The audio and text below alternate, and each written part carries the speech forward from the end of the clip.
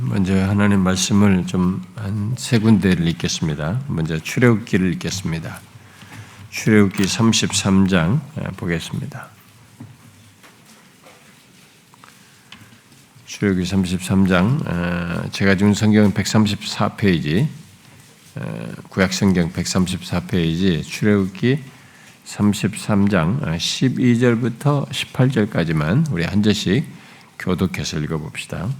모세가 여호와께 아뢰되 보시옵소서, 주께서 내게 이 백성을 인도하여 올라가라 하시면서 나와 함께 보낼 자를 내게 지시하지 아니하시나이다. 주께서 전에 말씀하시기를 나는 이름으로도 너를 알고 너도 내 앞에 은총을 입었다 하셨사온즉 내가 참으로 주의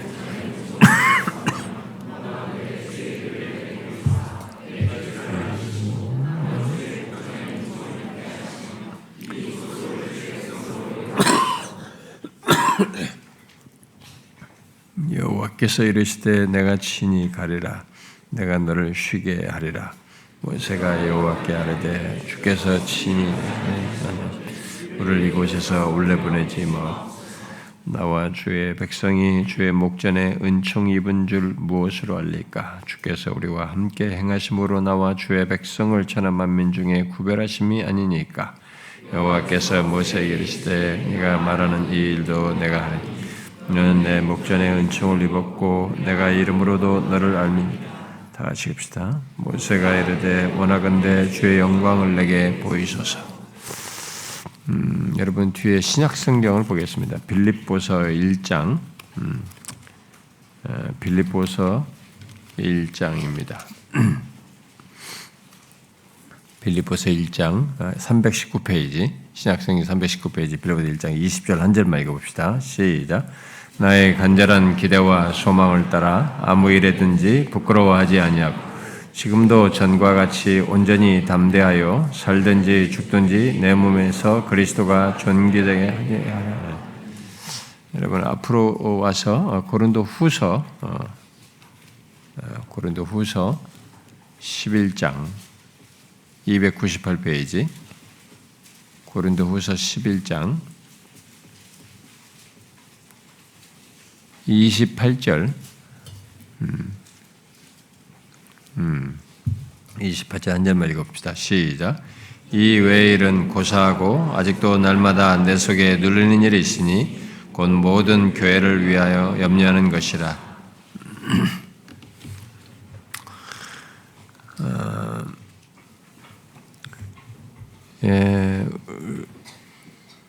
제가 지금 정도의 이 팔 조건이면은 예수 그리스도에 대한 말씀, 뭐 좀 이게 운동을 계속 해야 되는 것이 있지만 재활이랑 시간이 많이 뺏기긴 하지만 그래도 뭐 조금씩 어떻게 해서라도 예수 그리스도에 대한 말씀과 이 요한복음을 할 수 있을 것 같다는 생각이 듭니다. 네, 그런데 그러나 제가 이 예기치 못한 이런 일로 이렇게 뭔가를 이참에 전하겠다고 한 것이 말을 한 것이 있고 그게 좀 필요할 것 같아요. 우리가 이 시기에 어쩌면 하나님은 이제 그런 뜻을 이루시기 위해서 이런 모든 것을 허락하셨지 않았을까 싶은데 그래서 이미 말한 대로 주일 오전은 오전대로 이 금요일은 금요일대로 이제 좀 전하고자 한 그런 내용들을 다루도록 하겠습니다. 지금부터 우리가 이제 지난 금요일에 지금 나누는 이 내용은 우리 교회 공동체가 그리고 또 앞으로 우리 교회 함께할 지체들이 좀 알고 함께 해야 될 그런 내용입니다. 어쩌면은 여러분들은 주관적이라고 할 수도 있지만 이제 우리가 교회 공동체 지체들은 공감을 하게 될 그런 내용이고 또 우리가 성경적으로나 여러 가지 면에서 우리가 함께 생각해 볼 내용이거든요.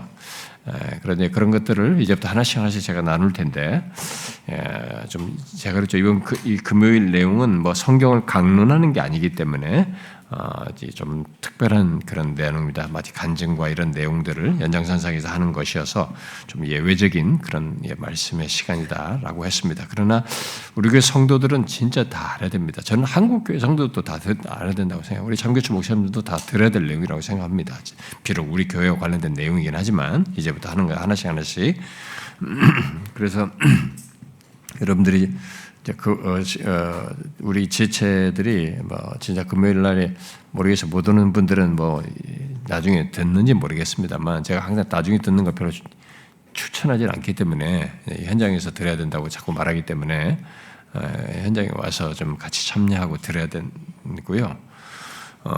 그래서 제가 지난 2주 동안은 이제 우리 교회 개척되기까지와 그다음에 개척 이후에 지금까지의 내용을 나누어서 그걸 좀 얘기를 했습니다. 그 내용들은 우리 교회 공동체가 이제 공동체 지체들이 이렇게 함께 신앙생활하는데 이게 도움이 될 그런 어떤 배경 지식이 될 수도 있다라고 저는 생각이 듭니다.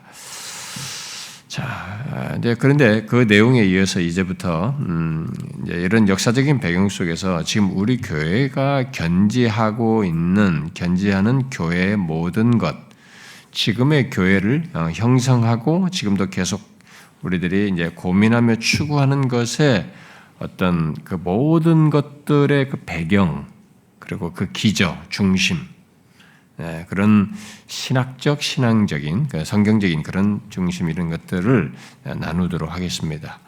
왜 우리들이 지금과 같은 이런 교회됨을 우리들이 갖게 되었는지, 이런 것을 좋게 여기지 않는 사람이 있고 싫어할 사람도 있었고, 또 이렇게 이것을 함께하면서도 별로 이렇게 그냥 평범하게 생각했을 수도 있겠습니다만은 일단 지금 같은 교회됨을 갖게 되는 것 이건 무슨 절대적인 기준이나 이게 완벽한 그런 걸 말하는 게 아닙니다. 어떤 이 과정 속에 있었던 하나님의 역사를 얘기하자는 것입니다.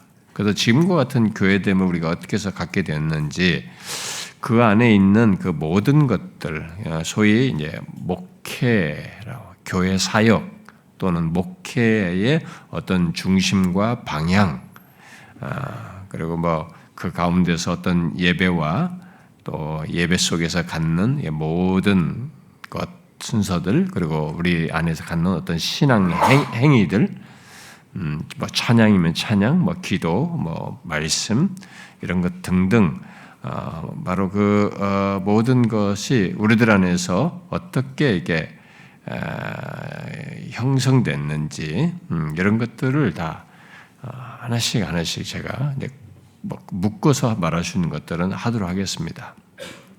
여러분들이 그래서 먼저 질문을 제가 한 가지 해야 되는데요. 여러분들이 우리 교회 와서 처음 신앙생활 하신 분들도 계시지만 우리 교회 오기 전에 여러분들이 다른 교회에서 많이 신앙생활을 하셨다가 오셨을 거란 말이에요. 근데 여러분들이 교회를 딱 가면 그 교회에서 신앙생활 할 때 여러분들은 거기서 예배 속에서의 찬송, 기도, 모든 것들, 활동, 무슨 직분을 맡고 임명되고 뭔가를 하는 것 등, 또 심지어 또 전해지는 말씀 등 이런 모든 것들을 여러분들이 그런 것이 성경의 근거에 서 있는 것인가, 이런 모든 교회 안에서의 활동과 행위들, 예배 행위든 어떤 순서든 이런 모든 것이 성경에 근거한 것인가, 성경에 충실한 것인가 라는 질문을 하면서 참여했었나요?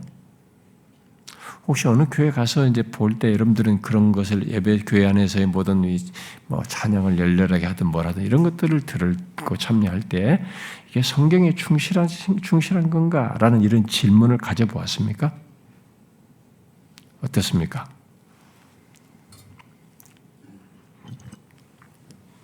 저는 이 질문이 굉장히 중요하다고 믿어요.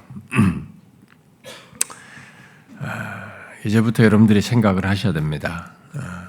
그리고 여기에 여러분들이 이해와 공감을 가지셔야 된다고 봐요. 다 이 땅의 교회들이 다 각자가 다 나름대로 교회들을 열심히들 하고 있고 교회들이 세워지고 있지만 교회는 근본적으로 처음부터 성경에 충실하고자 해야 되거든요. 그렇게 해도 우리는 뭐가 문제가 있습니다. 온전치 못합니다. 그래서 계속 개혁해야 된다는 말을 하는 것이죠. 그래서 이 문제가 굉장히 중요해요. 그것과 관련해서 오늘 제일 먼저 얘기할 수 있는 하고자 하는 것은 어떻게 지금의 교회에 이르게 되고 그렇게 되기 위해서 어떤 교회 사역 또 목회의 어떤 중심 또는 목회 방향이 있었는가를 먼저 전체적으로 얘기를 하고 다음 시간에는 조금 세부적인 걸 제가 얘기하도록 하겠습니다. 저는 여러분들이 제가 읽은 내용들은 제가 뒤에 설명하겠습니다. 오늘 읽은 본문 읽은들은 저는 여러분들이 지금 얘기하는 이런 것들을 나와 무관한 것으로 알지 않고 직접적으로 이런 것이 다 관련되어 있는 줄을 아시고 다 실제로 여러분들 관련되셔요. 아시고 또 이 시대 교회를 분별하기 위해서도 지금부터 다루는 내용들을 꼭 알면 좋겠습니다. 가끔 우리 교회에 처음 오신 분들이 우리 교회 경험 속에서 느끼는 어떤 면들을 이렇게 말할 때가 있거든요. 이제 그런 얘기를 할 때에 뭐가 이렇게 뭐 이런 게 있죠. 뭐가 좀 다르다는 뭐 이런 얘기 하든 뭔가를 얘기한단 말이에요. 그런데 그것은 그들이 자신들이 이전에 가졌던 경험 그리고 또 일반적인 어떤 교회에 대한 생각 이런 것과 비교해서 이제 주로 하는 내용들이죠. 그러니까 자기의 경험을 바탕으로 해가지고 비교해서 뭘 얘기를 한 겁니다. 이것이 성경적이냐? 이게 하나님의 말씀에 충실한 거냐라는 것보다는 일반적으로 자신의 경험을 기준으로 해서 어디서 본 걸 가지고 이제 주로 말하는 경우가 많습니다. 자, 그러나 우리 모두가 알다시피 우리 주변의 교회들을 보면 다양한 모습들을 가지고 있습니다. 그런 것들을 우리가 서로가 이게 뭐 왜 다르지라는 생각을 각질 만큼 각자의 경험 속에 다양한 모습을 가지고 있어요. 그래서 어떤 뭐 소위 목회자의 그 목회 철학이라든가 무슨 목회 원칙 또는 목회관 또는 목회 중심, 목회의 어떤 방향성 뭐 이런 것들을 우리가 뭐 이분이 그런 것이 어떤 것을 가지고 있는지는 정확히 몰라도 그 목사가 못하라도 일단 그들이 비전으로 말하는 것과 그 교회가 예배하는 것. 예배가 굉장히 중요한 표지 중에 하나인데요. 예배하는 것, 그리고 예배 속에서 전하는 말씀, 그리고 그 밖에 교회의 활동들을 이렇게 보게 되면 우리는 그 교회가 어떻게 인도를 받고 있는지, 또 이 목회자가 어떤 목회를 하고 있는지, 어떤 목회관을 가지고 또 방향과 이런 것들을 가지고 하는지를 엿볼 수가 있습니다. 저 또한 그것을 자연스럽게 드러내면서 이제 개척에서 여기까지 왔는데요.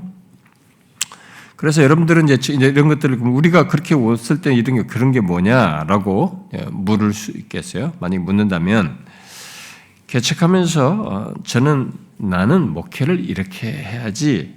개척하면 목회를 이렇게 할 거야. 목회 1, 2, 3 이렇게 하고 저렇게 하고 이렇게 해서 이런 것들을 이렇게 뭐 방법들을 이런 것들을 생각해 보지는 않았습니다. 단지 제가 이제 우리 교회 개척하기 전까지 다양한 목회 교회를 이전부터 여러 교회를 부교육자로 여러 교회의 경험을 하였고 그다음에 사역 경험 속에서 갖게 된 어떤 분별과 또 하나님께서 그런 모든 지나온 시간 속에서 제 안에 불러일으키신 감동, 그야말로 하나님의 말씀에 더욱 충실하며 하나님께서 기뻐하시는 것에 대한 이해와 감동을 갖게 된 것을 하나씩 이제 저는 이 사역 속에서 구해내 나가고 실천해 나갔습니다. 그런 과정 속에서 저의 마음을 크게 감동케 한 말씀들은 지금 읽은 말씀들이에요. 제가 읽은 말씀들이. 제가 이 개척하기 전까지 저에게 이렇게 목회나 방향이나 이런 것들을 하나님 앞에 사역자로서 어떻게 해야 되는지 이런 것들에 크게 제 눈을 열게 하고 이렇게 저에게 주신 감동에 뭐 더 다른 성경 본문도 말할 수 있지만 지금 제가 3개 읽은 본문이 저한테는 크게 영향을 미쳤습니다.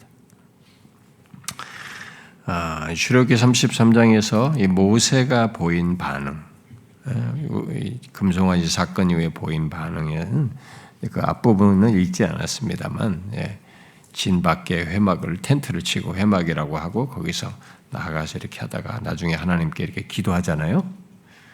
하나님이 함께 가시지 아니하시면 올라가라 했잖아요. 가나안 올라가라 하는데 아닙니다. 저는 하나님께서 같이 가시지 않으면 안 가겠습니다. 그러면서 하나님의 영광을 보이십시오. 이렇게. 저는 이 모세의 이게 인간으로서 할 수 있는 놀라운 사실이다. 물론 이런 것들이 이제 그리스도 안에서 성취라는 뭐 예수 그리스도로 연결된 이런 내용을 말할 수 있고 그게 연결된 내용이 있지만 이 조건에서 이 텍스트에서 말하는 이 모세가 그 백성들을 이끄는 데서 가졌던 이 중심과 하나님과의 관계 이해는 저한테는 굉장한 충격이었어요. 이것이 저한테 큰 도전이었고요. 그게 이제 목회에 저한테 이제 반영되는데 제 중심에 찾았던 또 하나이고, 두 번째는 이제 빌립보서 말씀입니다. 순서상으로 보면은 뭐 시간적 순서상으로 보면 제가 먼저 읽었던 고린도후서 말씀이에요. 고린도후서의 말씀에 사도 바울이 이렇게 수도 없이 앞부분에 우리가 있잖아요. 매 맞고 무슨 태장을 맞고 죽을 만한 위험들을 수도 없이 겪어요. 이렇게 다 했으면 그거 몇 개 가지고 내가 주님 때문에 이러려고 했다고 막 좀 항변할 수도 있을 것 같은데 말이죠.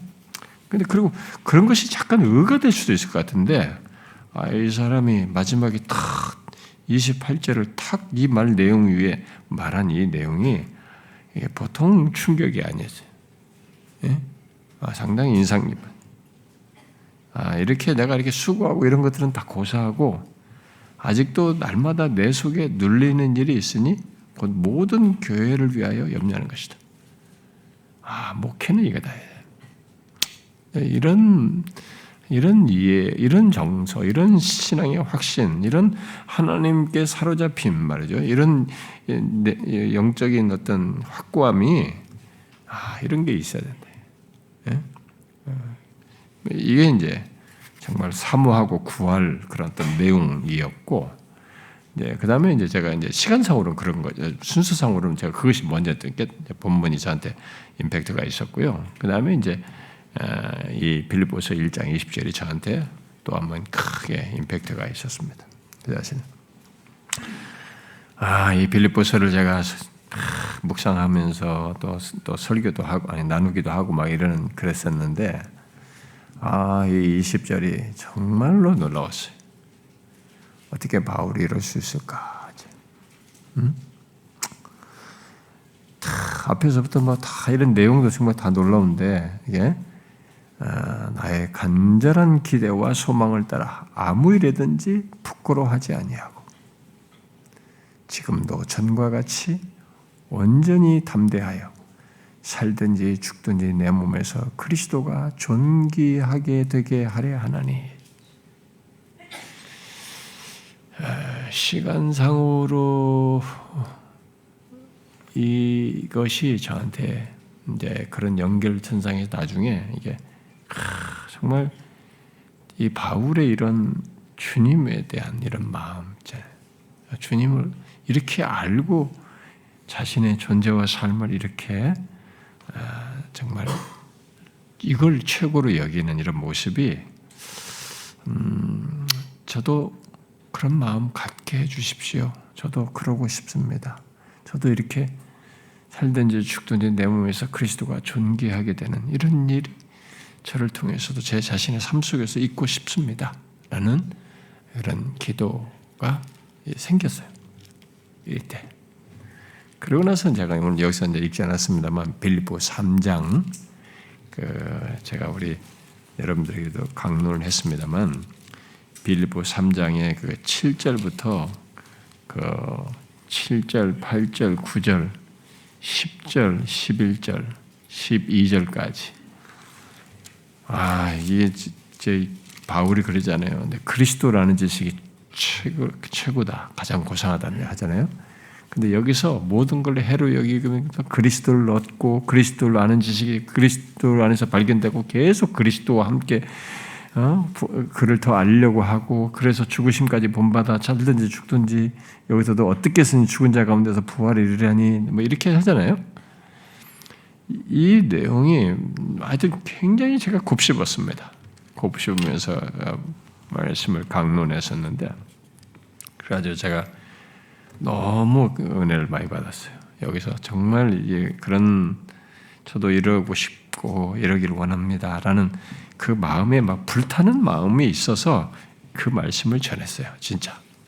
그래서 제가 최초로 이것을 강론을 한 것은 이제 1절부터 이렇게 쭉 11절까지인가 이게 강론을 최초로 한 것은 제가 유학에서 돌아와가지고 영국에서 와가지고 열린교에서 김남주 목사가 그때 유명해져가지고 개척한 지 한 3년 됐을 때 막 외부로 막 강사를 할 때 수요일날 저보고 그때 아직 영국에서 돌아오자마자 있기 때문에 아직 제가 없었고 그래서 제가 그 교회에서 설교를 했었거든요. 이거.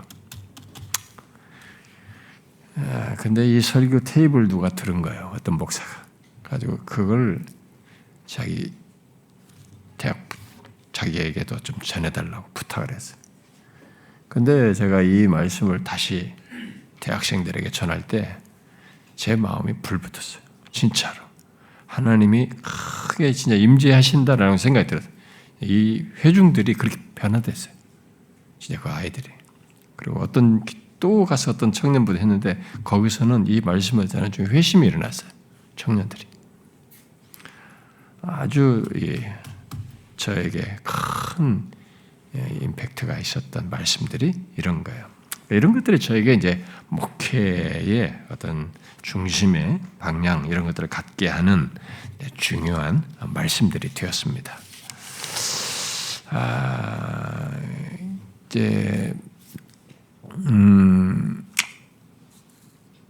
그래서 이제 개척 이전까지 다양한 교회 경험을 하는 가운데 이제 이런 말씀들을 끼고 전하는 과정 속에서 그리고 영국 유학 중에 알게 된 그때 하나님께서 제 눈을 열게 하신 것, 또 호주에서의 사역 경험들을 사용하셔서 앞으로 어떻게 사역해야 되는지, 소위 목회 사역을 어떻게 해야 하는지를 하나씩 제 마음을 이렇게 축적되게 해주셨어요.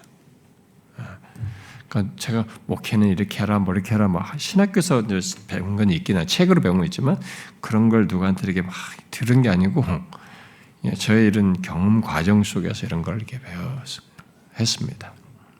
그리고 제가 부목사 할 때도 이것은 내가 목회라면 이건 이렇게 해야지, 저렇게 하지 않고 이렇게 해야지 이런 것들을 이제 하나씩 제가 마음에 축적해 놨습니다.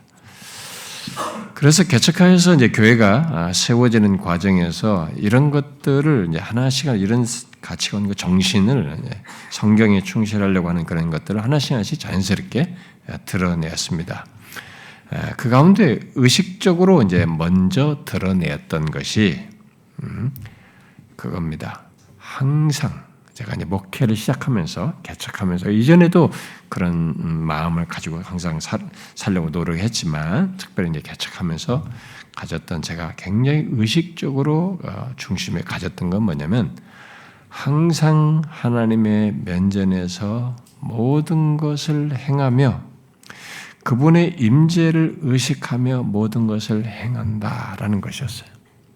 이게 제가 목회하면서 가진 하나의 기본적인 가장 기본적인 저의 의식이에요. 그런 생각과 중심이었습니다. 그래서 하나님의 면전에서 모든 걸 행하는 것이기 때문에 이렇게 무슨 트릭이나 뭐 이런 걸 쓸 수도 없었고요. 그리고 이게 뭐 다른 게 그런 죄된 것들에 대해서 상대적으로 경계심도 더 강했고, 그리고 하나님의 임재를 의식하면서 모든 것을 행하는 이런 것들을 교회와 모든 사역 속에서 갖고자 했습니다. 그래서 예배뿐만 아니라 교회 안에서 말하고 행하는 모든 것에서 그리고 저의 이 뭐 성도들에게도 이제 그런 것들을 제가 말해가지고 그렇게 하도록 말하기도 했는데 저는 지금도 그런 마음이에요. 그게 뭐 신성감과 어떤 예민함이 옛날보다 둔해졌을지는 모르겠어요. 네, 그게 기본적으로 저게 중심에 있어요. 그리고 그 과정 속에서 잠시 망각하고 말하고 행할 때가 있기도 했었지만 여전히 제가 의식하면서 경험하는 것입니다. 그래서 제가 여러분들에게도 우리들이 모이는 어떤 회의든지 선교회든지 여러분들의 모임 속에서 무엇을 하든지 이런 것들을 여러분들이 항상 기억하도록 우리 하나님 앞에서 이런 것들을 생각하고 우리가 주의 면전에서 행하는 것을 기억하고 하도록 제가 이런 얘기를 하잖아요. 제가 우리 당에 옛날에 장로님들이나 임직할 때도 항상 그렇게 우리가 섬겨야 된다 이런 얘기를 하고 그랬는데 그런 것이 여전히 제가 강조하는 바입니다. 그런데 제가 이제 가장 기본적인 그것이죠. 그런 것 속에서 이제 모든 걸 하려고 했던 이것을 이제 그런 믿음과 확신 속에서 사역을 하려고 할 때 그 사역과 모든 것을 하려다 보니까 제가 자연스럽게 경계하게 된 것이 있었고 그것을 항상 사역 속에서 이렇게 제가 반영을 했습니다. 그게 뭐냐면 인위적인 것을 배제하는 거예요. 여러분들은 이것을 가볍게 여길 수도 있습니다. 그러나 굉장히 큰 일입니다. 지금부터 말하는 내용을 가지고 여러분들이 예배당에 앉아있는 여러분들 자신들부터 오늘날 교회를 생각해 보셔야 됩니다. 제가 지금 말하는 그런 것들을 가지고 이렇게 하려다 보니까 성경에 충실히 그렇게 하려고 하다 보니까 제가 자연스럽게 경계하고 배격해야 될 것이 뭐냐면 사역 속에서 인위적인 것이었어요. 쉽게 말하면 하나님께서 역사하시는 방식 대신에 사람을 의식하여서 어떤 것을 하고 사람들의 마음 어떤 감정을 자극하여서 마치 뭐가 있는 것처럼 하고 사람을 중심적으로 하는 이렇게 막 해서 부추겨서 뭐를 하려고 하는 이런 것들을 배제하는 것이었어요.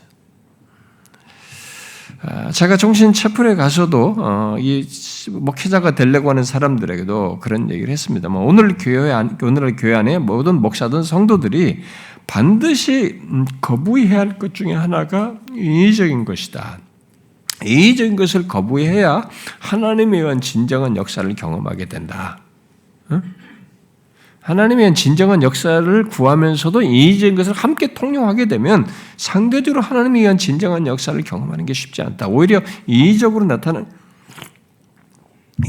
하는 것 속에서 나타나는 어떤 효과라든가 어떤 뭔가 사람이 은혜 받은 것 같다고 하는 반응이라든가 이런 게 있으면 그게 너무 효과가 빠르기 때문에 즉각적이니까 계속 그 방법을 쓰는 쪽으로 흘러가게 된다. 그래서 처음부터 그러지 말아야 된다. 당신들이 이제부터 사역자가 되거든 처음부터 그런 것부터 배격하고 하는 것을 처음부터 좀 해라. 제가 경험적인 것이죠. 제가 믿는 확신을 가지고 얘기한 겁니다. 저는. 어디 책에서 읽은 거 가지고 얘기한 게 아니에요. 그걸 제가 이 얘기를 했어요. 저는 오늘 한국 교회 안에 인위적인 방법을 쓰지 않는 교회가 과연 얼마나 될까 하는 질문을 갖습니다. 대부분의 교회들은 이미 자신들이 그런 토양에서 자라왔고 보고 배운 것이 그것이어서 심지어 목사가 되려고 하는 사람들도 자기가 보고 배운 게 그것이어서 인위적인 방식을 사용하는 것에 대해서 별 자각이 없어요. 그것이 크게 문제가 된다라는 생각을 별로 하지 않습니다. 그리고 그런 것을 썼을 때 하나님에 의한 진정한 역사가 그것으로 해서 제약받을 수 있다는 생각을 하질 않습니다. 오히려 이것의 효과에 더 많은 생각을 가지고 관심을 갖지요. 그래서 그런 것들을 예를 들자면 예가 한두 가지가 아닙니다. 모든 면에서 그렇죠. 예배 속에서도, 예배 순서에서도, 예배 방식에서도, 예배를 인도하는 것에서도, 그리고 찬양을 인도하는 것에서도, 또 찬양을 하는 것 방식에서도, 또 그 가운데서 악기가 동원되는 것에서도, 또 기도를 할 때 기도를 선동하는 것에서도, 또 예배당에 어떤 것들을 두고 치장을 하는 이런 무엇인가 치장을 하는 것이든 또 사람들의 시선을 생각하든 어떤 것으로든 그런 것을 하는 것이든 또 사람들이 크게 교회 안에 어떤 헌상을 했다거나 헌물을 했다거나 이런 것에 대한 반응을 하는 것에서나 누가 어떻게 했다고 이런 것들이 봉사를 하는 것들에 대해서 그것을 어떻게 공개적으로 칭찬하는 것이나 그런 것을 칭찬하면서 은근히 약간의 선동을 한다든가 이런 것들 등등. 또 직분자들의 모임과 회의 그리고 성도들의 성경 공부 모임과 나눔이 어떠해야 되는지 그리고 그들의 성도들의 교제는 어떠해야 되는지 등등 이런 것들을 빨리 해치우고 부동산이 어떻고 어디 맛집이 어떻고 자식 공부 학원이 어떻고 또 이런 얘기를 빨리 하는 그런 공부 구역 모임이나 교제가 아니라 그런 모든 것들이 어떠해야 되는지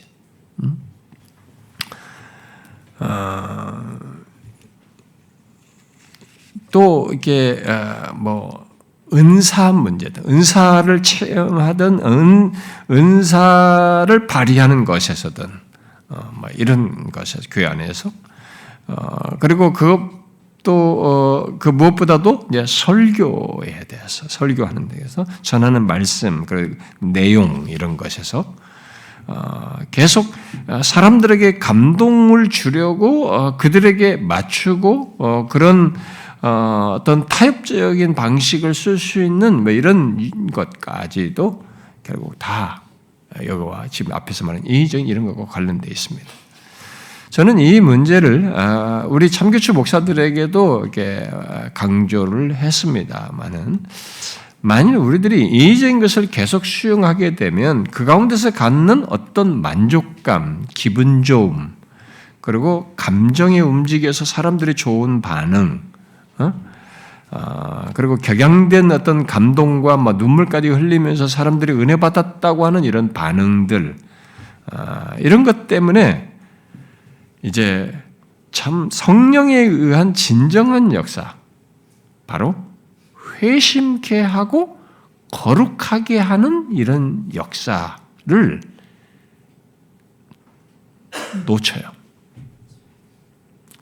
이 이의적인 것에 의해서 일어나는 사람들의 반응, 그들을 맞췄고 감동을 주게 하고 그들이 거기서 뭔가 이런 감정적인 타치가 있었고 그것들에 대해 감동받았고 은혜 받았다고 했기 때문에 이 사람들은 이것으로 자칫 모든 걸 해석할 수 있어요. 성령에 의한 진정한 역사 속에서 있는 회심하는 것과 거룩하게 되는 것을 그런 경험으로 바로 이렇게 퉁칠 수 있는 거예요. 이런 문제가 있어요. 그런데 성령에 의한 진정한 역사는 결국 인격적인 역사가 있어야 되는 거거든요. 그래서 하나의 감정적인 것만이 아니라 전인격적인 역사 속에서 회심하게 하고 거룩하게 하는 역사가 있어야 되는 겁니다. 여기에 인위적인 것으로는 이런 역사가 일어나지 않아요. 왜냐하면 성령은 만으로 영향을 받지 않고 무슨 흠과 티가 있는 분도 아니고 인간에 의해서 조작되고 움직이는 존재가 아니시기 때문에 그렇지가 않아요. 제가 이제 여기 이런 부분과 관련해서 이제 이게 설교라든가 이런 내용들을 얘기할 때 좀 더 구체적인 얘기를 할 수도 있겠습니다만은 우리는 이제 지난 역사를 이제 생각해 봐야 되는 거죠. 여러분들이 이런 것들에 대해서 공감을 하고 이제 태도를 여러분들도 같이 해야 되는 것이죠. 인위적인 어떤 찬양 인도나 인위적인 그런 것을 이렇게 선동을 하는 어떤 기도 인도라든가 또 그런 말씀을 이렇게 들은 사람들, 그 가운데서 감정적인 동료를 갖는 것으로 은혜 받았다고 하면서 교회 생활을 해온 한국 교회 사람들을 여러분들이 이제 한번 생각해 보십시오. 쭉 지나온 세월 동안. 우리는 그런 것을 많이 했습니다. 제가 어려서 기도원 가고 분위기나 이런 과정 속에서도 그런 것도 있었긴 했지만 그때는 그래도 하나님께 간절히 기도해서 하나님의 은혜를 구하라는 것이 대체적으로 많았어요. 근데 지금은 너무 멋진 이런 음악과 이런 도구를 다 사용해가지고 사람들을 이렇게 비팅 있는 음악들을 통해서도 하고 여러 가지로 이렇게 하거든요. 그리고 은사로 사람들을 쓰러뜨리기도 하고 뭐 하여튼 굉장히 뭐 이 할렐루야를 반복하게 해서 방언 은사를 받게 하는 것이든 뭐 하여튼 우리가 그런 세월을 쭉 보내왔단 말이에요. 쭉. 그러면서 그 가운데 경배와 찬양이든 뭐 어떤 이런 동원된 것에 의해서는 이런 것에서 사람들의 감정의 타치를 받아가지고 그것을 은혜 받았다고 하면서 교회 생활을 해온 사람들이 쭉 누적돼서 벌써 세월이 좀 흘렀단 말이에요. 몇십 년 흘렀어요. 그래가지고 3, 40년 흐른 거죠. 자, 그렇게 보내온 한국교회가 어떻게 됐어요? 짧은 시간 가지고는 이걸 측정하기가 어려워요. 이거 함부로 말하기가 어렵습니다. 그러나 은사 체험이든 열렬한 찬양과 기도 경험이든 또 자신들의 감정을 타치하는 그런 말씀들을 듣고 좋다고 한 지난 몇십 년의 우리들의 결과가 지금 이제 드러났잖아요. 그렇게 보내온 몇십 년의 세월에 뒤이어서 현재 드러났죠. 열매가. 어떤 열매가 드러났습니까? 뭐 옛날에 1000만이다, 한국교회 1000만이다. 근데 통계를 보니까 이제 800 몇십만 인데 1000만이다. 이런 사람들이 다 참 그리스도인인가 하는 질문이 제기되는 현실을 맞게 됐잖아요.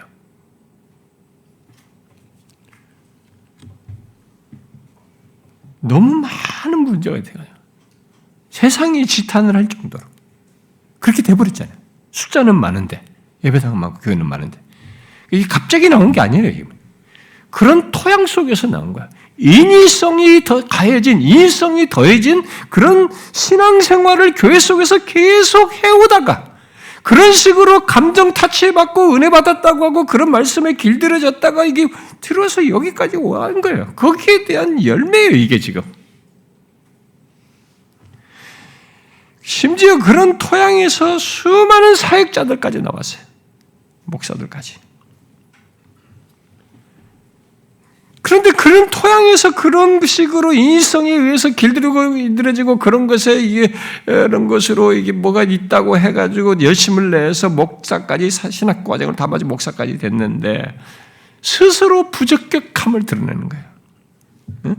직업적인 목사의 모습을 드러냄으로써 심지어 언론에 나올 정도로 많은 문제와 이런 죄악들을 드러내고 행함으로써 부적격함을 드리는 거예요. 근데 그런 일이 한두 얘기가 아니에요, 지금 이제. 목사들에 대한 문제가 언론이나 이런 것에 나오는 게 한두 얘기가 아니거든요. 너무 많아져 버렸다. 최근에는 무슨 뭐 뉴스에 나왔나요? 다단계 회장이 목사예요. 응? 우리는 이런 현상을 그저 하나의 시대적인 현상이라고 지금 갑자기 이 시대에 나타나는 현상으로 생각하면 안 되는 겁니다. 그런 사역자들이 많이 나온 것이 또 현재와 같은 기독교가 세상에 지탄을 받고 욕을 받을 정도의 이런 교회 모습을 갖게 된 것이 어떤 배경에서 나오냐, 어떤 과정 속에서 있게 되는가를 생각해 봐야 돼. 모두 교회 안에 이의적인 신앙 행위 속에서 그것을 참 신앙인 줄을 알고 보냈던 시간 속에서 있게 된 겁니다. 그래서 지금 현 시대에 목회하는 목사들까지 모든 교인들은 지금 제가 말하는 이런 사실을 한번 진지하게 생각을 해봐야 돼. 똑같이 그냥 이전에 이 사람들이 했던 것처럼 일단 막 성과만 내고 결과만 내고 사람만 많이 얻으려고 그렇게 인위적인 것을 무작위로 써먹는 말이죠. 갖다 끌어당기는 이런 것을 진지하게 생각해봐야 돼. 사람 많이 모으는 게 문제가 아니거든. 많이 모았는데 이렇게 됐단 말이지 우리가. 1000만이라고 했는데 많이 모으는 게 지금 문제가 아니라는 거야.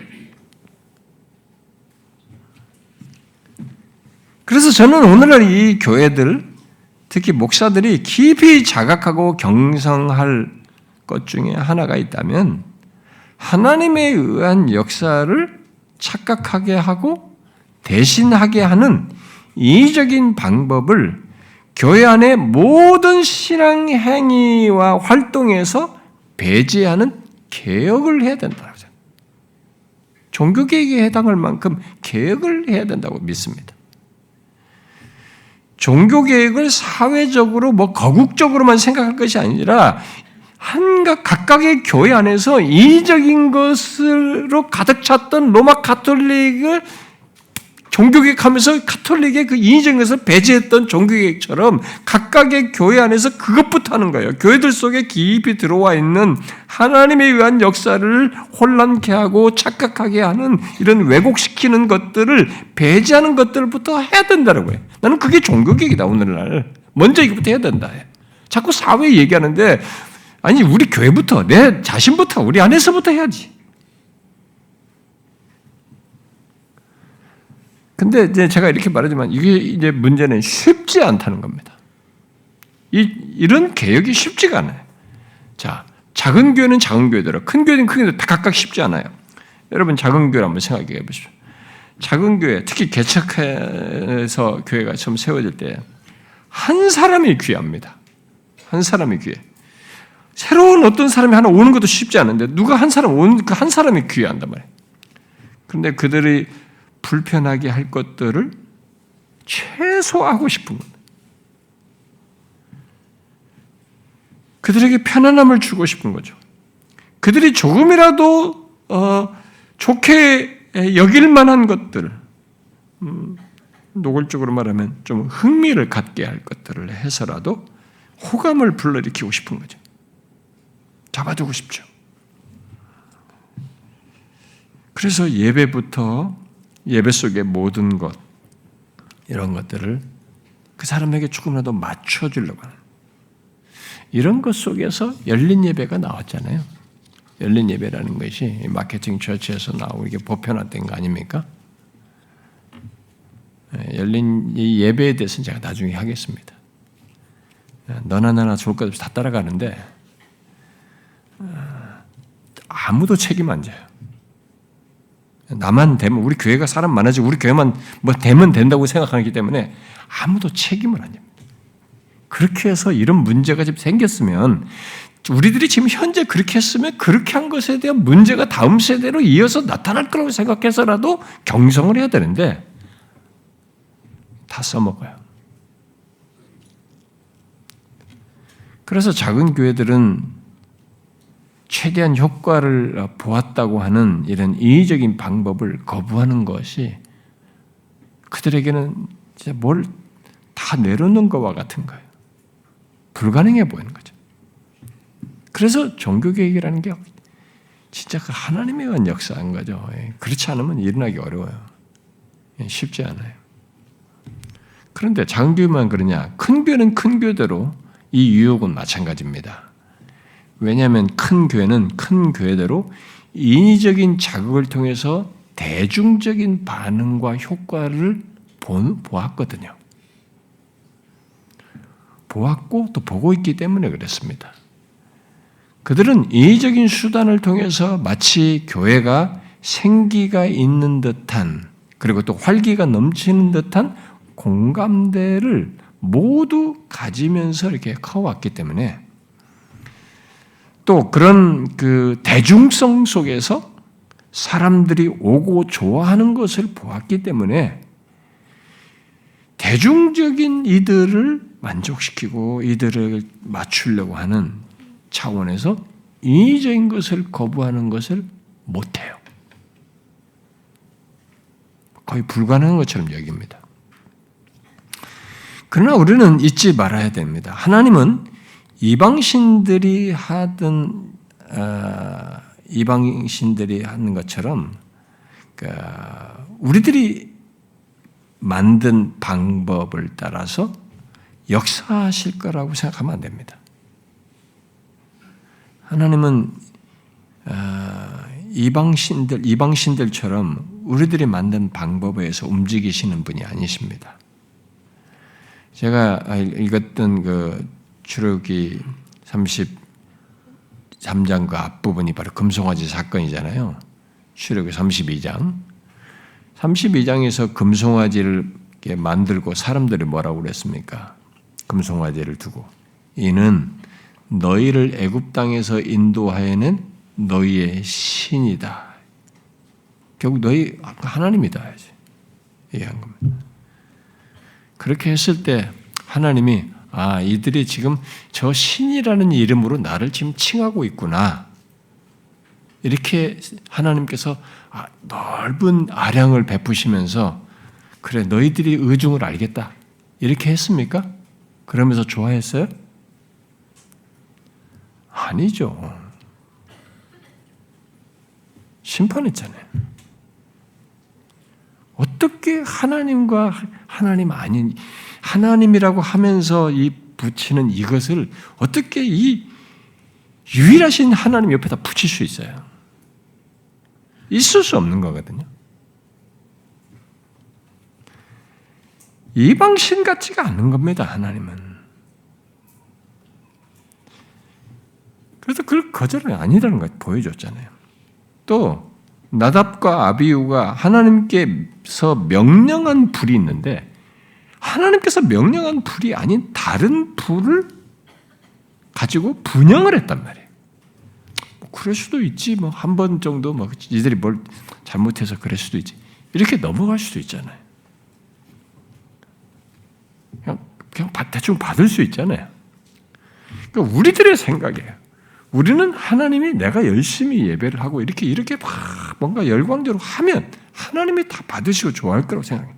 자꾸 우리가 규정을 합니다. 그 규정을 하는 것 속에 인위성을 자꾸 더 붙이는 거예요. 그게 유혹이에요.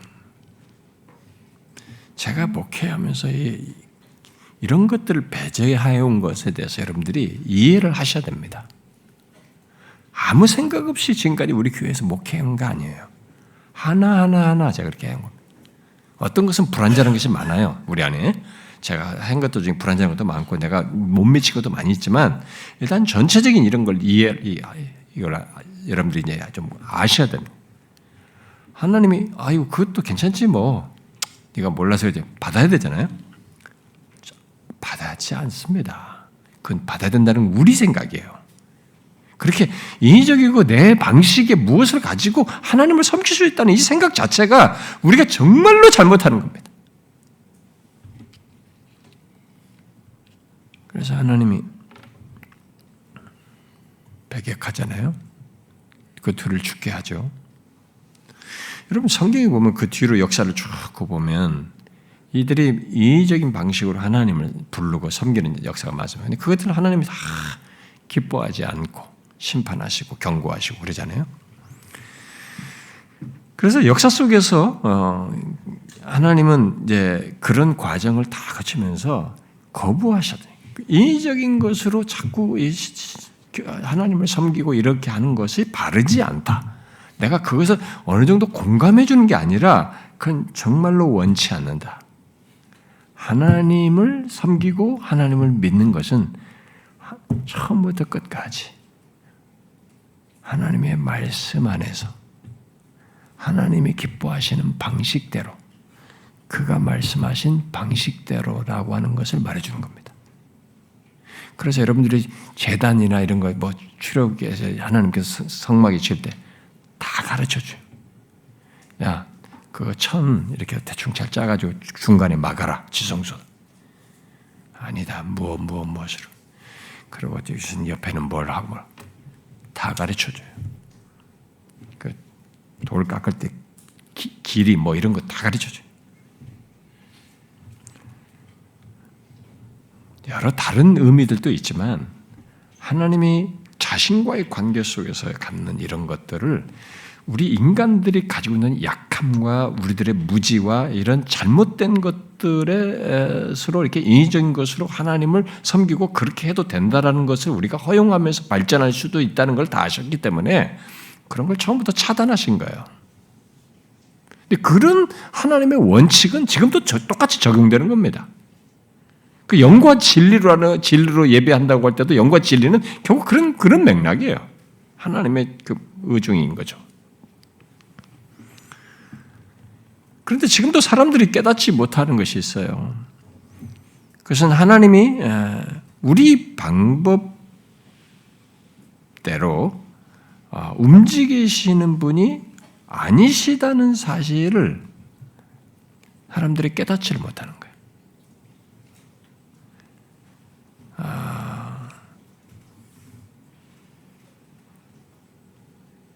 어떻게 보면은 너무 뻔한 것인데, 이렇게 뻔한 것을 왜 못 깨닫나? 이렇게 할 수도 있어요.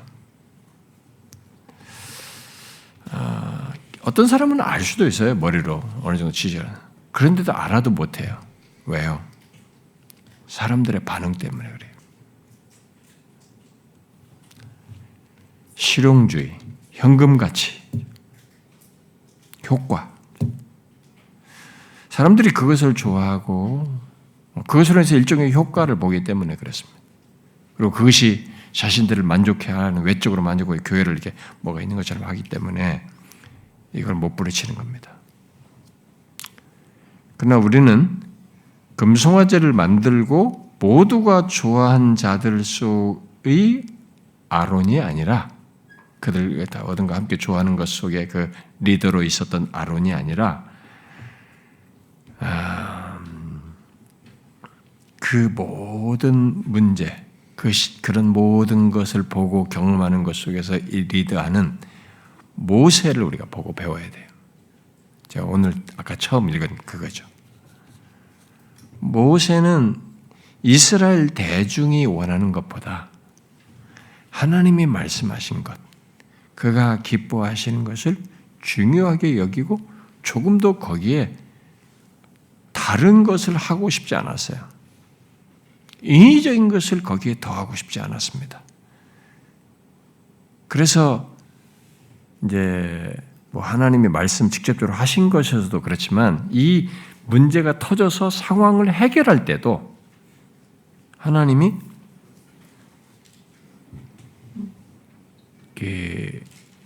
심판하시겠다. 이들을.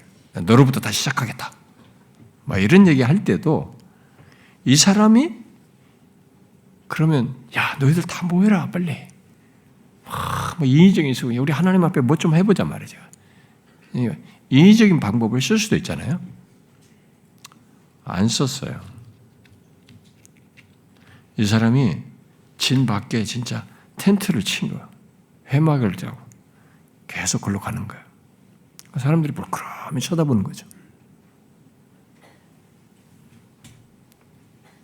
하나님이 모세와 만나시고 이런 것들을 이 사람들이 보는 겁니다. 어떻게 해야 되는지를 알게 된 거죠. 자기들의 범죄의 도구가 됐던 단장품들을 제거하고 회개하는. 그래서 다 회개하는, 하나님께 구하는 거죠. 진짜로 하나님이 우리를 이끄셔서 하나님에 의한 인도 속에서의 가능한 그것이 아니면 의미가 없다. 그래서 천사를 통해서 보내겠다고 했대 하나님이 함께 가시지 않으면 안 갑니다. 그렇게 한 겁니다. 순전히 하나님에 의한 역사를 기대한 거예요. 여러분 여기에는 인위적인 방법과 이런 수단을 쓸 수 있는 유혹이 충분히 있습니다. 이런 조건에서. 저 같은 목사들은 이런 비슷한 경험을 한다면 충분히 있어요.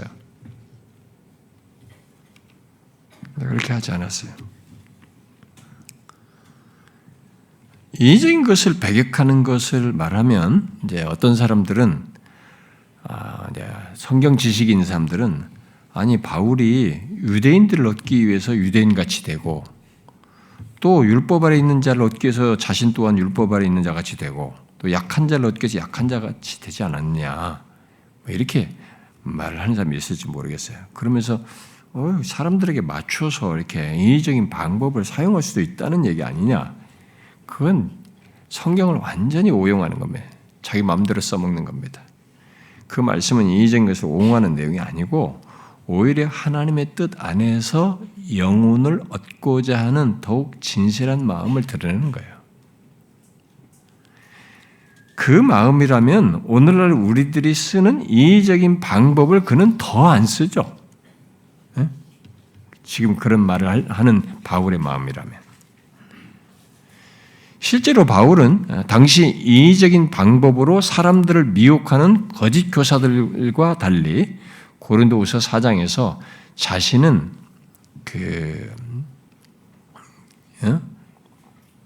욕심으로 속임으로 행하지 아니하고, 내가 컨퍼런스도 얘기했죠. 속임으로 행하지 아니하고 하나님의 말씀을 혼잡하게 하지 아니한다. 이런 소극적으로 아니한다라는 말을 쓰거든요. 적극적으로 뭘 하는 것에 앞서서. 이게 뭡니까 이거? 속임으로 행하지 아니하고 하나님의 말씀을 혼잡하게 하지 아니한다는 건 뭡니까? 인위적인 방법을 쓰지 않는다는 거예요. 인위적인 방법을 쓰고 그것으로 사람들을 얻고자 하는 그런 일을 하지 않는다는 것입니다. 근데 인위적인 방법을 쓰고 그것으로 사람을 얻고자 하는 사람들은 바울이 여기 부정한 것을 좋게 여겨요. 속임으로 행하는 겁니다. 속인다니까 아주 사기친다고 생각이 아니라 그들이 좋게 여길 말을 하는 겁니다. 그들이 좋게 좋아할 그런 것들을 다 행하는 겁니다. 그들에 맞추어서 행하는 거예요. 그러면서 하나님의 말씀을 사역하는 사람들에게 맞춰가면서 이게 혼잡하게 하는 거죠. 그러므로 기독교의 모든 사역, 특히 이 목회자가 교회 안에서 갖는 사역에서 인위적인 방법으로 하지 않고 하나님에 의한 역사를 바라면서 이게 바울처럼 하는 것은 굉장히 중요한 문제예요. 특히 하나님에 의한 역사를 보기 위해서 이의적인 방법에 의존하거나 그런 것들을 사용하지 않는 것은 1세기부터 지금까지 역사를 놓고 볼 때 당연하지만 쉽지 않았어요. 바울이 말한 것처럼 거짓 교사들이 그렇게 했잖아요. 주변에서. 쉽지 않았어요. 그러나 저는 그것이 목회 사역에서 생명 같은 것이라고 여겨져요.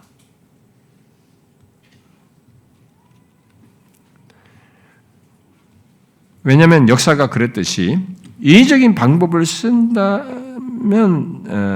만큼 하나님에 의한 이 진정한 역사가 인위적인 방법에 의해서 있게 될 무엇으로 대체되어서 거짓된 신앙을 갖고 거짓된 만족을 갖는 일이 많아지고 그런 것들이 이게 쉽게 이제 사람들이 그것으로 바른 것인 양 오인하기 때문에 그렇습니다.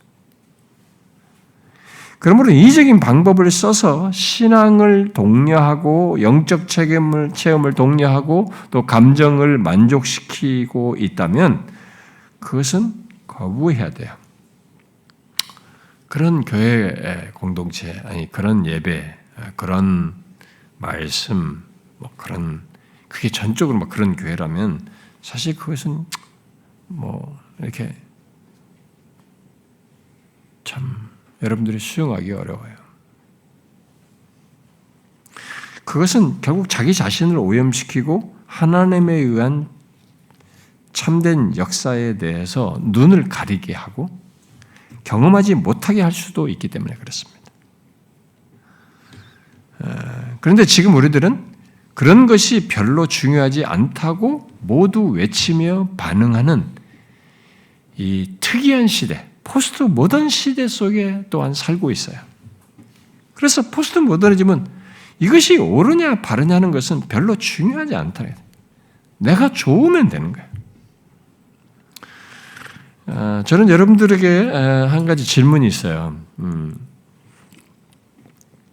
저는 우리 교회에서 복음을 전하고 이게 하나님의 진리들을 얘기하면서 그냥 그것만 얘기하지 않고 하나님 복음에 대한 내용만 말하지 않고 이 복음을 거스르는 무엇이 아닌 게 바울이 말한 것처럼 이렇게 혼잡하지 아니하고 뭐 한다 이렇게 소극적인 것을 같이 병행해서 하거든요. 그래서 복음이 아닌 것들, 바르지 않은 것들 이런 것들도 진리의 근거에서 이런 걸 같이 얘기해요. 그러다 보니까 여러분들 이제 분별에 대한 얘기 많이 하잖아요.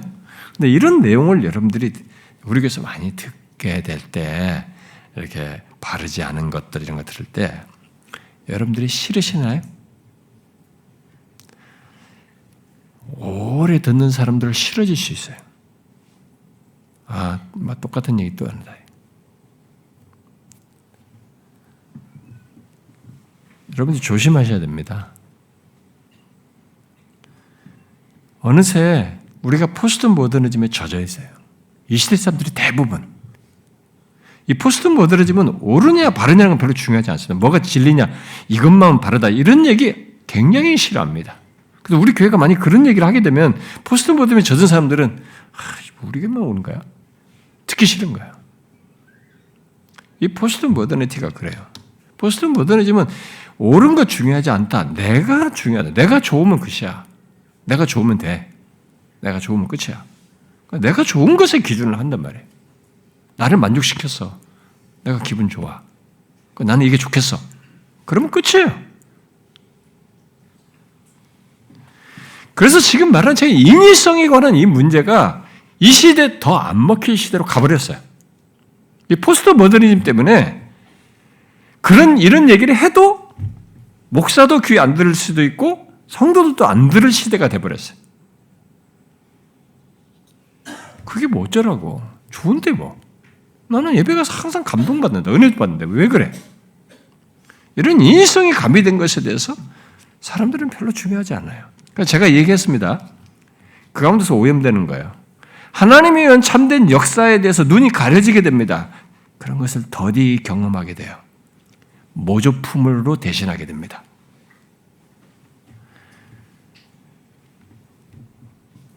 이 포스트 모더니즘의 이런 정신 가치 속에서 사람들의 신앙생활 하는 것은 그런 시대 정신을 따라서 하려고 하고 이제 이 복음 전하는 대상들도 이런 시대의 정신을 가지고 이게 처음 오는 사람들을 어떻게든 복음을 전하려고 그들에게 이런 시각으로 이제 나타낸단 말이에요. 목사들부터가 그런 사람들의 욕구를 맞춰서 막 인위적인 걸 사용한단 말이에요. 이 포스트 모더니즘의 정신세계를 가진 사람에 맞춰가지고 말씀도 그렇게 하죠. 모든 교회 프로그램과 예배 방식도 다 그렇게 하죠. 이렇게 한단 말이에요. 그래서 제가 지금 말한 이것이 이런 포스트 모더니즘의 대세에 편승해서 하는 것을 더 새롭고 효과적이고 맞다고 여기는 현대의 분위기에 정반대되는 얘기예요. 예배 방식, 찬양 방식, 설교 내용, 기타 교회 안에서 모든 활동들까지 그런 것에 다 포스트 모더니즘이 이 사람들을 의식해서 맞춰가면서 하고 있기 때문에 이 인위성을 배제해야 된다는 이것을 더 안 먹힐 시대가 돼버렸어요. 그러나 저는 아무리 포스트 모더니즘 시대라 해도 우리는 바울이 한 것을 따라야 한다고 믿어요. 곧 하나님의 말씀을 혼잡하게 하지 아니하고 오직 진리를 나타내는 것입니다. 속임으로 하지 말아야 돼요. 목사는 압니다. 자기가 인위적인 것을 쓰고 있는지 아니고 있는지 자기가 좀 알아요. 정직한 목사라면 알아요. 속임으로 하지 아니하고 하나님의 말씀을 혼잡하게 하지 아니하고를 같이 해야 돼. 이건 자동적으로 되는 게 아닙니다. 그 유혹이 있어요. 아니하려고 해야 됩니다. 그런 사람들이 많아요. 나는 그렇게 하지 않으려고 하는 것이 있어야 되는 겁니다. 그러는 가운데서 오직 진리를 나타내어 궁극적으로 모두가 감사로 말미암아 은혜가 더하여 넘쳐서 하나님께 영광을 돌리도록 해야 되는 것입니다. 바울이 고린도서 4장에서 말하는 거예요. 그게 우리가 해야 될 일이에요. 이렇게 인위적인 것을 하지 아니하고 오직 진리를 나타내서 진리 안에서 충실하여서 궁극적으로 모두가 감사로 말미암아 은혜가 더하여 넘쳐서 하나님께 영광을 돌리도록 해야 되는 것입니다. 우리들끼리 즐기면 안 되는 겁니다. 우리들끼리 좋은 것으로 끝이면 안 되는 거예요. 그런데 요즘 목사들이 모두 포스트 모더는 시대의 사람들과 그 시대의 사람들의 접촉점들을 가지려고 이런 이 포스트 모더니즘의 세계관을 가진 사람들에게 목회하기 위해서 그들에게 맞는 무엇을 열심히 찾아요. 계속 찾습니다. 그리고 지금 사람들에게 호응을 얻은 방법들을 검증된 것처럼 여겨서 이것을 이렇게 하니까 저 사람들이 휴스턴 사람들이 반응하는구나. 그런 것들을 그대로 차용해다가 써요. 뭐 열린 예배 방식이든 뭐든 이런 것들 갖다가. 사람들의 예배에 참여하는 방식이든 말씀을 증가하는 방식이든. 그러나 앞에서 말한 대로 예로부터 지금까지 하나님에 의한 역사 대신 이의적인 방법을 이것저것 사용해서 목회를 하고 그것을 따라서 신앙생활을 하게 되면 자신들이 생각하는 그 나름의 영적인 역사 그리고 기쁨 또 만족은 있을 수 있어요. 나름의 그런 것들은 있을지 몰라도 전적으로 하나님에 의해서 있게 되는 진정한 회심과 거룩하게 하는 역사는 안 일어나요. 거룩한 것처럼 보이고 기독교적인 것처럼 안 일어납니다. 전인격의 변화 속에서 주님을 닮는 그런 거룩한 변화들이 회심 속과 함께 일어나지 않아요. 그래서 우리가 그런 이의적인 것을 오랜 세월을 거쳐서 온 것이 지금 기독교가 그렇게 안 되니까 교회를 다닌다는 사람이 1,000만 명이고 몇백만이라고 하는데 안 되니까 세상이 이렇게 욕을 하는 거예요. 심지어 우리 사역자들까지도 그렇게 하니까. 문제가 있는 거예요. 이게 거룩하게 돼야 되는데 말이지. 진정한 역사는 성령에 의한 역사는 회심과 그 이후에 거룩하게 하는 역사이거든요. 이건 인위적으로 되질 않아요. 전인격적인 역사란 말이에요.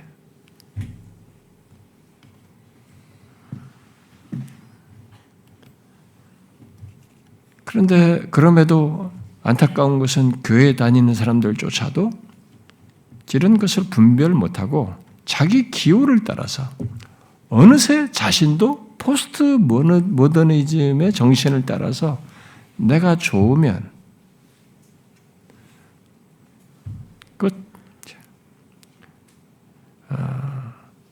자기의 모든 것을 따라서 기호를 따라서 결정을 하고 판단을 하고 행합니다.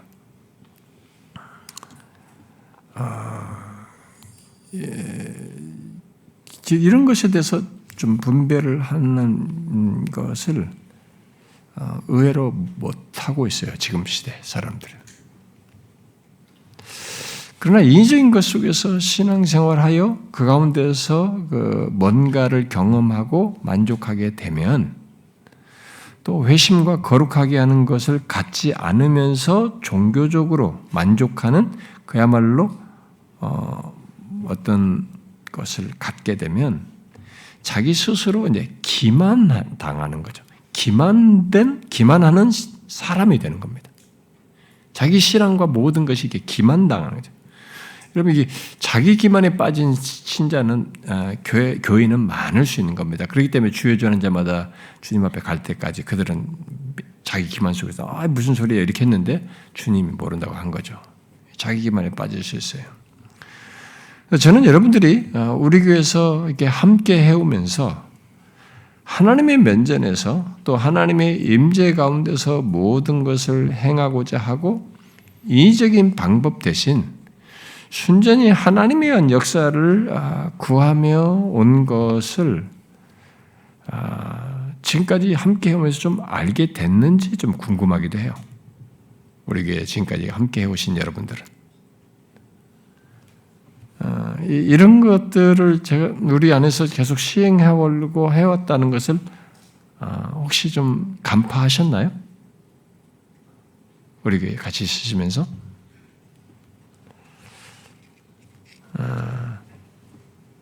지금 우리 교회 모든 것은 그런 목회 소신과 소원을 따라서 해오고 있는 것입니다. 진행되어 온 것입니다. 물론 중간중간 저 또한 유혹을 받은 일이 몇 차례 있었습니다만, 저도 그런 인위적인 방법을 쓰고 싶은 유혹을 받기도 했었습니다만, 그래도 그런 모든 유혹 속에서 유혹을 이제 거부하면서 이렇게 넘어왔어요. 하나님이 우리 중에 계셔서 그에 의해서 있게 되는 그 은혜의 역사, 좀 시간이 걸릴 수도 있지만 그런 변화와 회심과 거룩하게 하시는 그런 것들을 구하면서 왔고 이게 지나왔습니다. 저는 그것을 계속 바랍니다. 비록 우리들이 이렇게 해온 것 중에 문제점과 부족한 것이 많이 있다 할지라도 이것은 저는 우리들이 계속 견지해야 된다고 믿어요. 우리 교회 처음 왔을 때와 이게 얼마 시간이 지난 사람들의 그것을 제가 다 기억하거든요. 여러분들이 처음 왔을 때의 모습 그것들과 좀 시간이 지나면. 근데 여러분들이 와서 대체적으로 이렇게 하나님의 말씀에 대해서 이제 뭔가 이렇게 깨닫게 되잖아요. 이런 것들이 회심 이런 것들 영적인 것에서 거룩하게 되는 이런 것들이 진리에서 진실한 인격적인 반응에 대한 그런 것을 경험하면서 여러분들도 잘하게 되고 이게 성숙해지고 또 심지어 하나님의 말씀을 여러분도 뜨거운 마음으로 누구에게 나눌 수 있고 전할 수 있는 그런 데까지도 잘하기도 하잖아요. 그렇게 해서 리더가 되기도 하잖아요.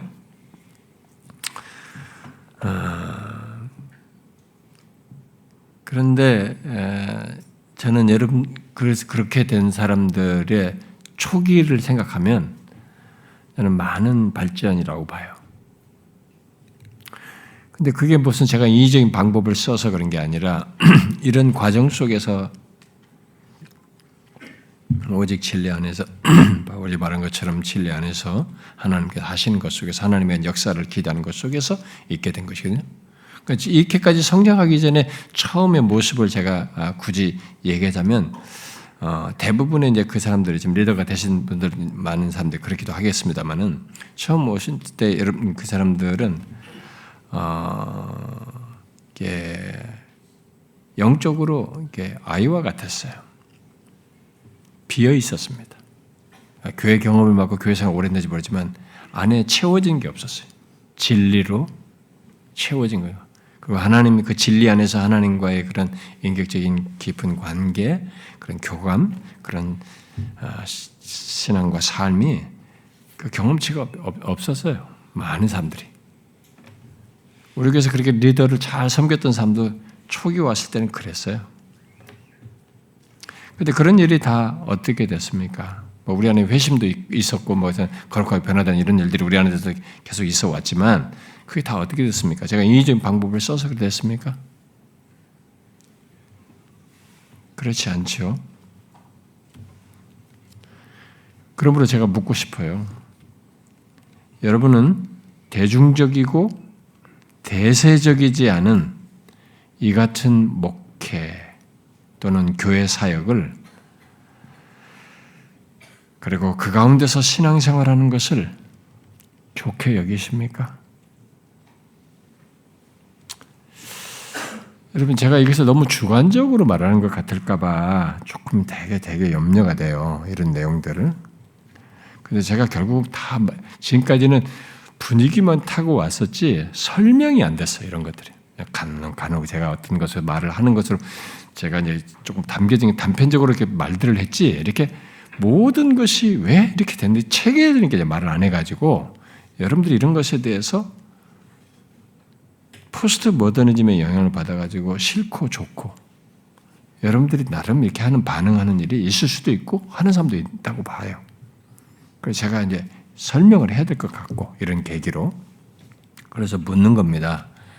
여러분들 이렇게 대중적이고 대세적이지 않은 이 같은 교회 사역을 그리고 또 그 가운데서 신앙생활하는 것을 좋게 여기시나요? 혹시 여러분도 포스트 모더니즘의 정신을 따라서 좀 뭔가를 좀 달라지게 좀 세련된 것처럼 우리 교회 누가 나한테 그러나 목사님 우리도 좀 앞에 쫙 사람들이 여러 명 나가지고 막 찬양을 쫙 하고 막 이렇게 저희 좀 요즘 복음성가 정말 좋은 거 많은데 막 그런 거 좀 쫙 하고 좀 그러면 좋겠어요. 그런데 제가 내 얘기를 해드리는 겁니다. 제가 앞으로 다 얘기할게요. 그런 거. 왜 내가 안 하는지. 제가 그런 유혹 얼마나 받았게요. 지금까지. 그렇게 포스트 모더니즘에 여러분들이 영향을 받고 주변에 영향을 받은 거였으면은 그리고 나를 만족시키는, 나를 자극해서 나를 채워줘, 나를 만족시켜줘라고 하는 이런 기준자 속에서 신앙생활을 하게 되면 지금 우리가 말한 이런 교회 사역과 이런 것들은 구닥다리예요. 너무 답답한 거야. 캐캐묵은 뭐 종교학자들이나 했던 것 같은 얘기를 하는 것처럼 보여요.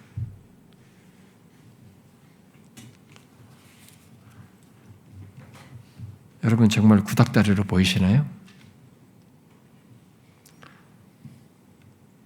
오직 하나님에 의한 순전한 역사, 그런 회심이 있기를 구하는 것이 여러분들에게는 치우친 것으로 보이나요?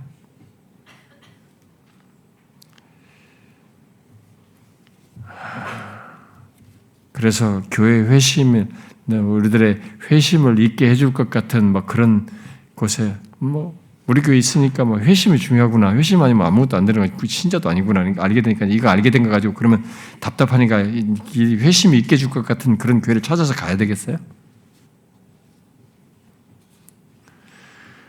회심은 물론 어느 곳에서든지 하나님에 의해서 있게 됩니다. 어디서든지. 그러나 알아야 돼요. 이의적인 곳에서 갖는 회심은 자기 기만적인 것입니다. 그런 조건에서는 하나님의 주권에 의해서 어떤 역사가 있을 수는 있어요. 하나님에 의해서 전적으로. 그러나 일반적으로는 참된 회심이 쉬이 일어나지 않고 거룩하게 되는 일이 있지 않습니다. 거룩한 것처럼 보일 뿐이지. 그런 교회적인 모습으로 껍데기를 가질 뿐이지. 설사 어떤 경험을 갖고 기독교 신앙적으로 결국 종교적으로 만족하는 일이 있다 할지라도 거기서 멈춰요. 그러므로 여러분, 개척에서부터 지금까지 우리들이 잠깐 그러니까 제가 많은 유혹 속에서 우리가 흔들리는 일이 있기는 했었지만 이의적인 방법을 배제하고 하나님에 의한 순전한 역사를 구하며 온 것을 여러분들도 좋게 여기시며 계속 견지하기를 원하십니까? 여러분 견지하셔야 됩니다. 그걸 좋게 여기셔야 돼요.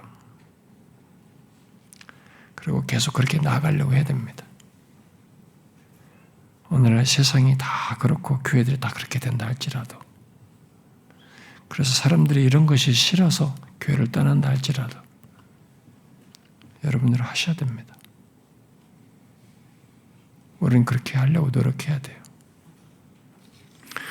진실로 하나님에 의한 역사를 보기를 구해야 됩니다. 마음은 답답합니다.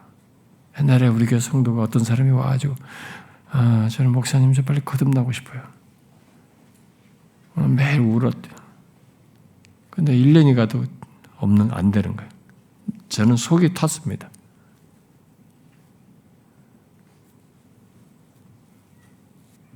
저 사람이 저렇게 회심을 갈망하는데, 저렇게 진실하게 반응하는데 왜 저 사람의 그 확고함이 안 생길까?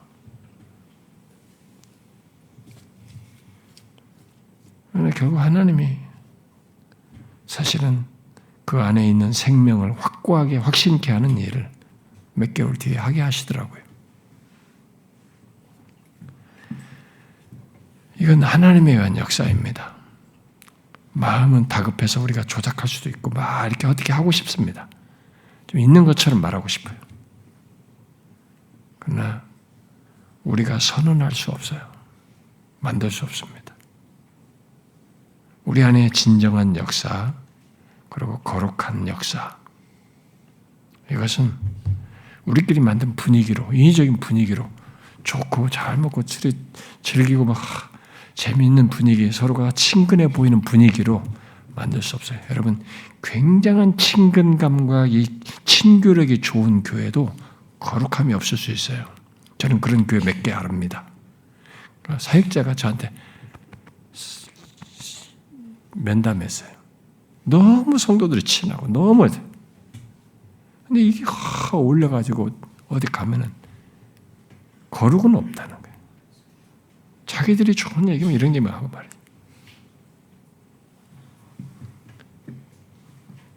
그게 있어요. 그래서 우리는 끝까지 하나님에 의한 진정한 역사, 회심과 거룩하게 하시는 역사, 그 가운데 하나님께 영광을 돌리는, 아까 제가 읽었죠. 디모데후서 4장에 우리가 모두가 은혜가 넘쳐서 하나님께 영광을 돌리는 그런 역사를 보기를 구하고 그런 교회 공동체가 되기를 구해야 합니다. 우리들은 계속 그것을 견지할 수 있으면 좋겠습니다. 사랑하는 지체 여러분, 어떻게 생각하십니까? 제가 주관적인 얘기를 했나요? 같은 마음으로 이런 구하면서 하나님의 역사를 지속적으로 보고 또 어느 때는 하나님께서 우리가 예상 못한 그런 큰 은혜를 우리 공동체에 나타내시고 보여주시고 드러내시면 좋겠어요. 그걸 간절히 구합니다. 기도합시다.